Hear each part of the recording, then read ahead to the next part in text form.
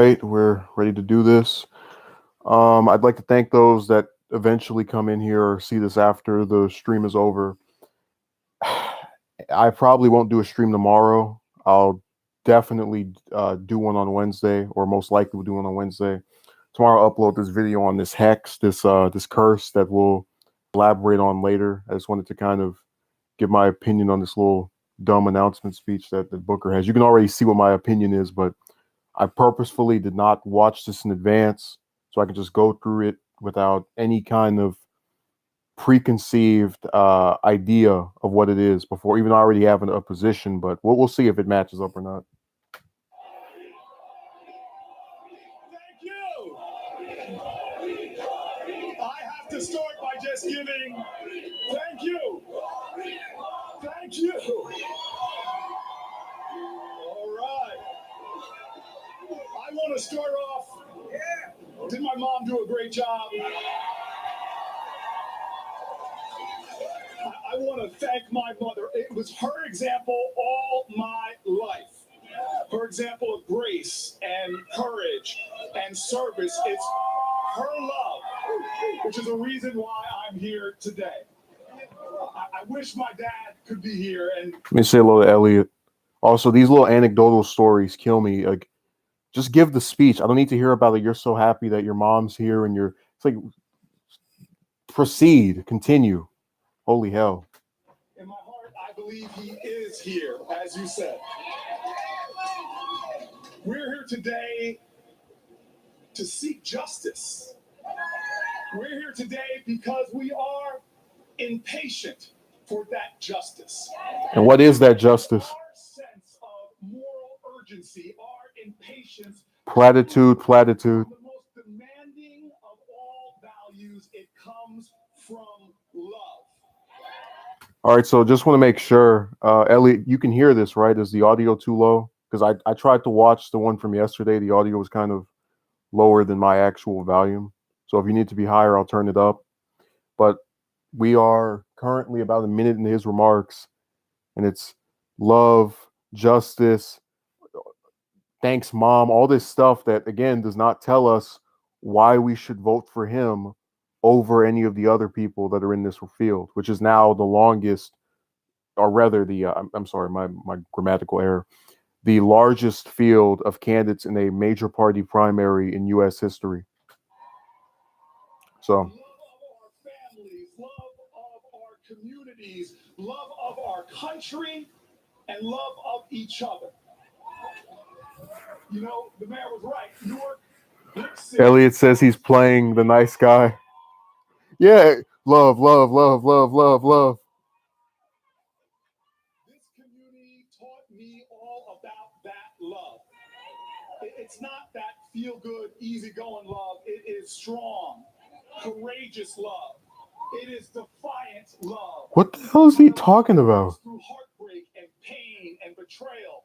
It's the kind I feel my ears feel betrayed listening to this speech. I thought I was going to hear a presidential candidate tell me what their positions were, why they're running, or at least rather what things they seek to change by running. Instead, I'm hearing love, platitude, love, platitude. Elliot says he sounds like a pain in the, yeah. It's the kind of love that sacrifices, the kind of love that is essential to achieving justice. What is the justice of which you speak? Here on these streets that you can't make progress by dividing people. More anecdotal stories. By stoking fear or setting us one against the other. I learned that the only way to overcome the really tough challenges is by extending grace. What the hell? Hey, we're listening to the pastor. Okay, David says, "Oh no, what are supposed to love though? Could they all?" Yeah, I don't. Hey, I'm trying to figure out the same thing. I'm almost expecting, like, at the end of this speech, because he's been talking about love so much, he's gonna like pull down his pants and just start like trying to dry hump everybody in the audience. It's like, let me show you some love.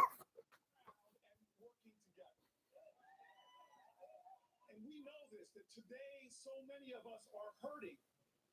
So many of us are understandably angry.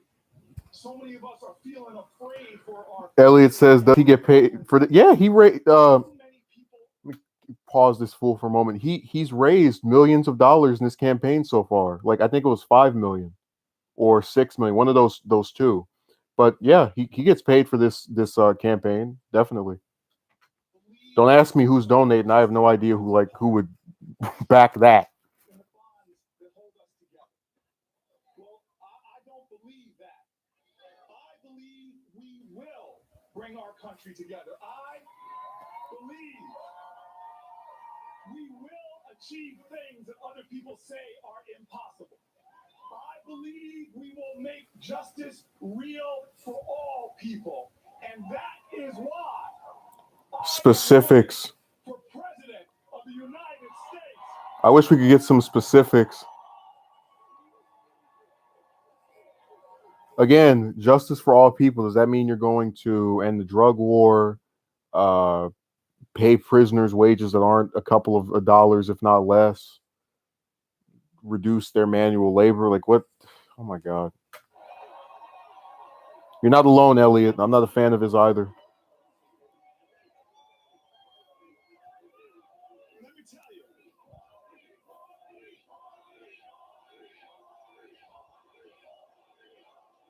I feel like this primary, before we continue, I feel like this primary has been an excuse. Like I feel like a lot of Republicans like this primary because other than Sanders, Harris, O'Rourke, and Biden, everybody else like polls at 2 or 3%, and they get to make a fool of themselves with these speeches.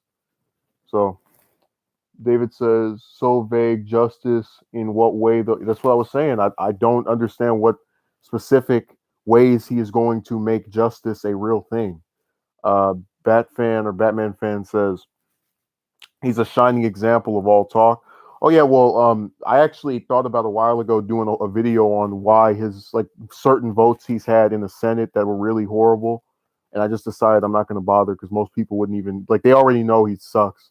So We are a great nation because of all our people, and to the people across the country who don't speak English as their first. Many of you, yo voy a ser un presidente para todo nuestra gente, nuestro país. it's that this is America propaganda. For all people in America. I'm just waiting for some specifics. Like I'm gonna end up having to say that more times than he's gonna actually talk about policies in this. Here in Newark over 20 years ago to work as a tenant rights lawyer. No one cares about your personal story, clown. Challenges that some folks said were intractable, but we in Newark refuse to believe that. Well, when I came here years ago, this was going on. We tackle it together. We were a community impatient for justice. Newark has always been a community impatient for justice. A community that knew, in the words of Dr. King, wait. Hey, they gotta drag the historical figure that's more popular than all of them put together into their speech to make people like him.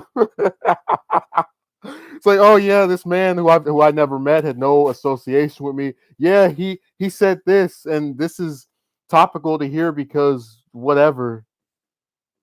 Mark says, "LOL, this guy is funny." It's like I'm kind of, I mean, it's amusing in the sense that yeah, it's comical to have these people think they actually are going to win this primary or get support in the next couple of months, but it's disturbing when you remember to yourself this is a person who, because he's pulling at like 3%, 4%, so he has a better chance of winning than most people that are running in that primary, including some people with better positions than his, even though he won't say anything about any of them for whatever reason.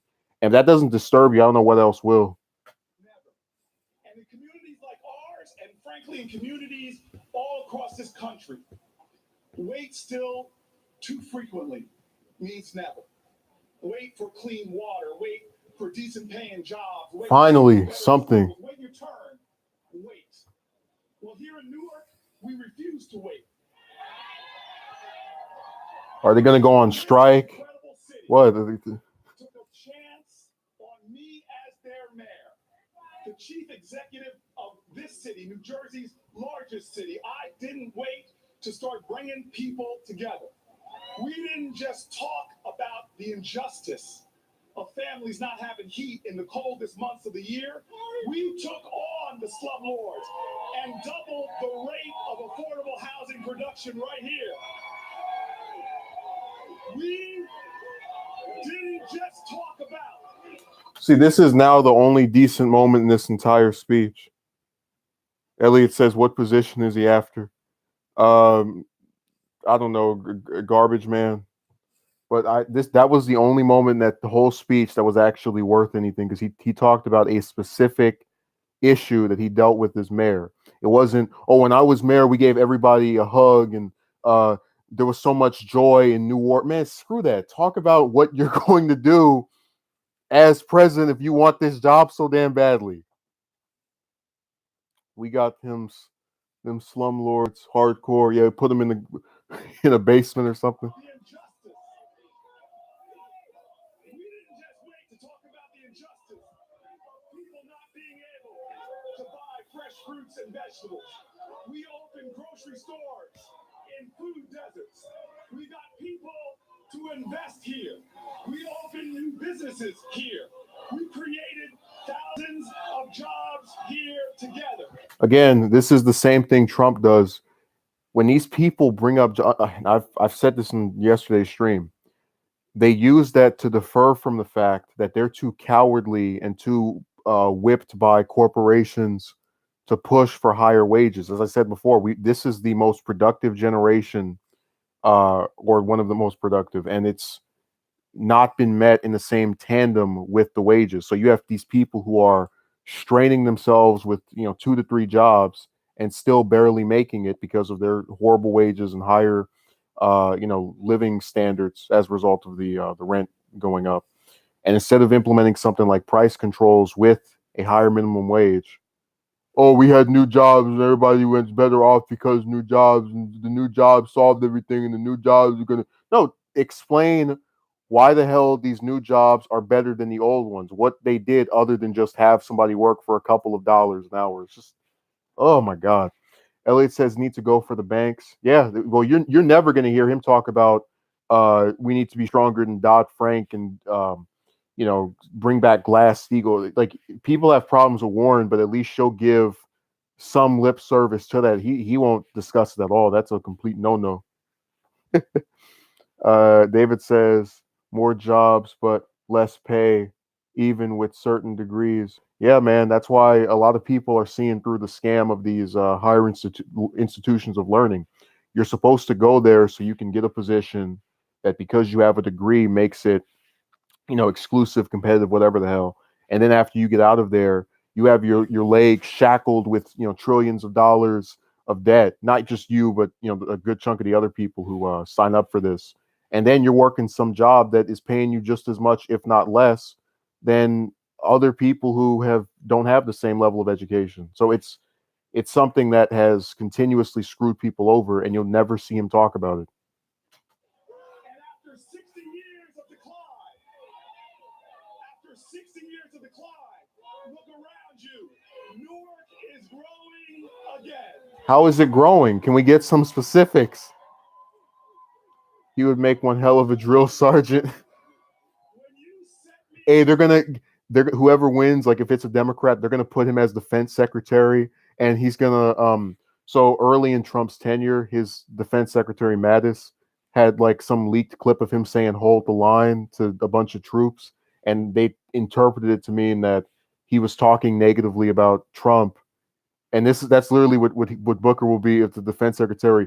You guys have to go to that country, and if we're gonna bomb it, you're gonna kill everybody in there. Yeah, and you're gonna that's gonna be him. He's gonna give all the best speeches. They're all gonna be viral and just wonderful on social media. I brought those lessons with me. Politics in DC are broken, but we still found. That's why I hate rallies. People scream and just like let them talk. Damn. Things done. After decades of criminal justice system moving in the wrong direction, I led a bipartisan. Oh hell no! So when that right there, God, this is why I hate these people. the thing he's talking about is that First Step Act, which is literally it's the criminal justice reform equivalent of Dodd-Frank, where it's like this little half measure itty bitty change thing that's only good because people won't go all the way. So it's almost like if I said, and we've been over this before, Elliot, not you in particular. I'm just like, I saw your name as the last one on here. It's like if I said, "Oh, you have a girlfriend that hits you and cheats on you." Well, instead of getting one who doesn't do either one of those things, you have to get one that initially just hits you. And this is an improvement because instead of being cheated on while you're hit, you just get hit around a bunch. We can't just go from the broken crap system to the thing that actually is decent or good. We have to have something in between because progress is incrementalism and we'll eventually get there. Even though what they end up doing is this, where they tell you that they fixed it, or they try to make it seem as if things have changed enough to where it's a tangible accomplishment. That's not an accomplishment. That's a small minor thing that you did that still does not fix the problem. And it should be treated that same way. You should say, hey, look, when I was senator or as senator, I've done this. And then if I get in office as president, I'm going to make sure that we go even further. That would be an appropriate way. If somebody doesn't do that, he tries to make it seem like I've accomplished so much in my term as a senator that, it's time for me to head to the White. No, screw you. God, this thing isn't even halfway over. Holy hell, I keep interrupting it.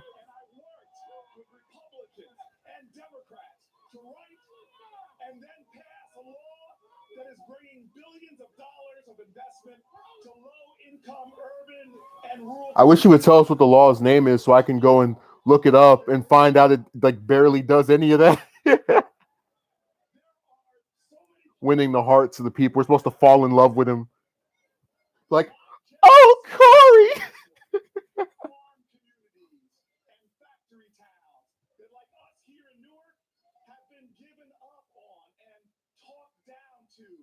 Counted out and underestimated.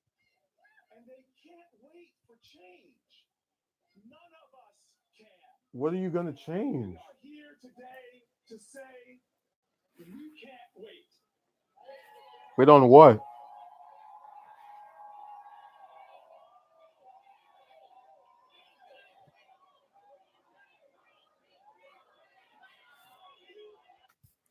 David says these people are a joke. Same, just a different face. How long have we been talking about the same problems again?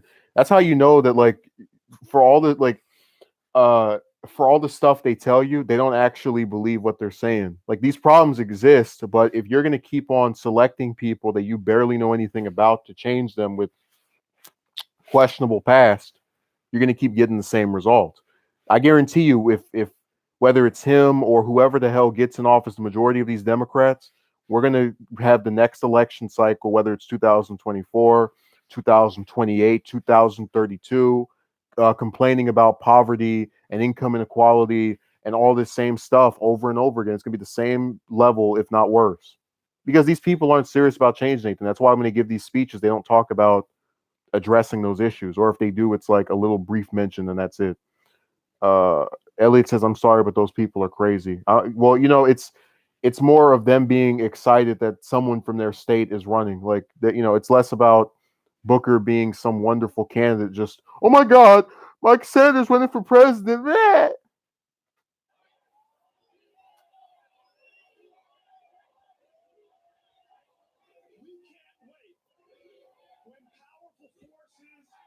Turning their prejudice into policy and rolling back the rights that generations of Americans fought for and heroes died for.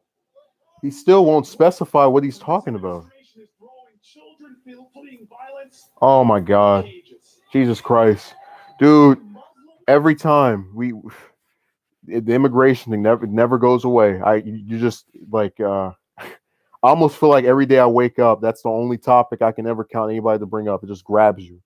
It's like, dude, if you cared so much about it, why have you not been part of fixing this? You've been a senator for a whole term now.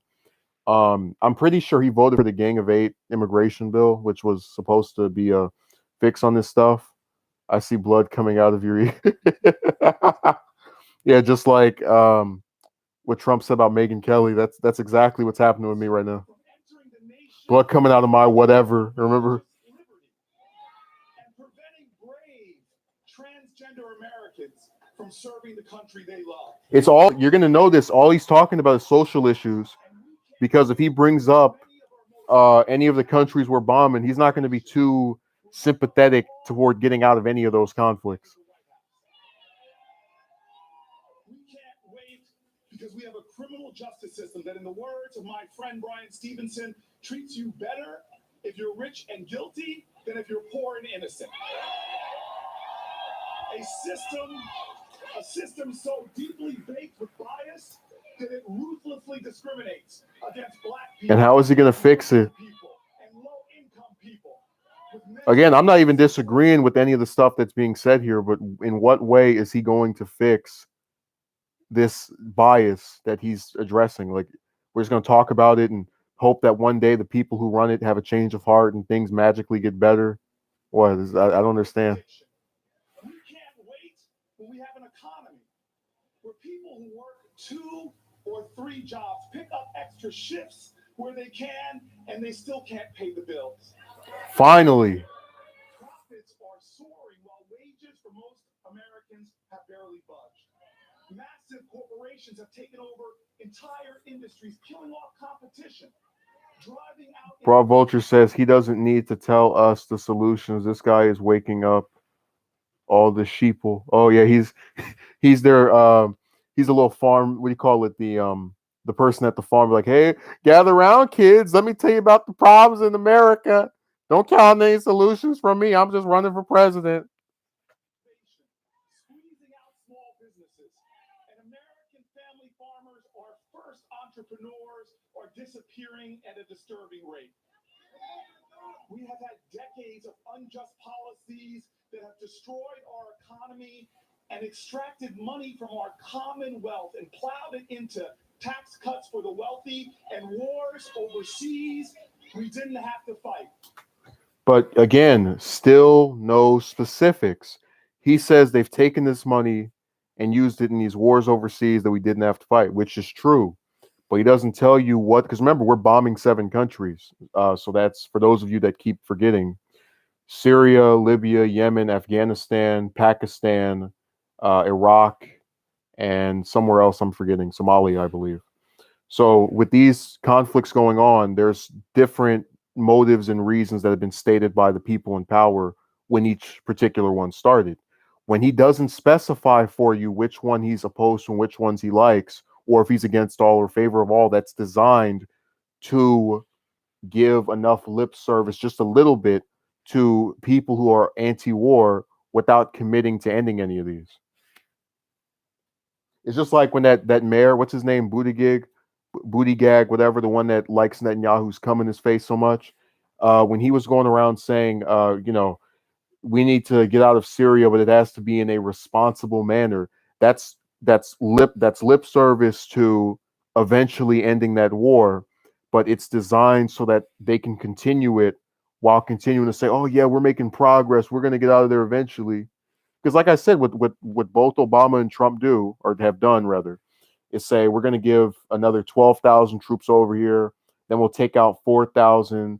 But oh my God, something new happened over there, so we're going to stick 799 over here. Then we're going to get rid of 798 in 6 months. So you keep putting some back in, take a little bit out, you put some back in, and that's how you get Afghanistan 6 or 7 times over, where each year they make you think we're getting somewhere, and then it's the exact same thing repeated. David says, haha, he's a shepherd, but leading all the lambs to slaughter. Yeah, they're going to still, remember, he's rich, or at least he's most certainly more wealthy than the people that are in that crowd. They're going to keep having to deal with crap wages, the supposed discriminatory criminal justice system that he's talking about, while he gets to ride himself to, continuing to run for president over and over again and get reelected for no reason. Things we all know grow our economy and create more opportunity for all, like education and infrastructure. And that's why, when I am president of the United States, We won't wait. We won't wait for criminal justice reform. We will end the system of mass incarceration in America. But how are you going to do it? That's like if I said we're going to make it to where everybody can go to school. Am I going to give you free college? Am I going to lower the tuition? What the hell are you going to do? Holy hell. We will invest in people, their education, their mental health, treating addiction. We will end the school to prison pipeline. And we will empower the formerly incarcerated with jobs and opportunity, not a slippery slope back to jail and prison. And we won't wait to legalize marijuana at the federal level. But that is not enough. We will push states to do the same. Invest in the communities that have been devastated by the decades-long failed war on drugs. Why did it take that long to say something policy related? Like, we've been listening to this for over 10 minutes, like on their actual bar. I know I've cut in and out over and over, but it's like, damn, can you just talk? We won't wait for more thoughts and prayers for communities that have been shattered by gun violence. From Pittsburgh to Parkland to Charleston to communities where kids fear the fireworks of 4th of July because to them they sound like gunshots. We will pass universal background checks. We will ban assault weapons and close the loophole. All right, that's enough of this. So I hope you liked it. It was really goofy. I think it's another example of how ridiculous these people are. He's going to lose, and it's going to be real fun to watch. So thank you.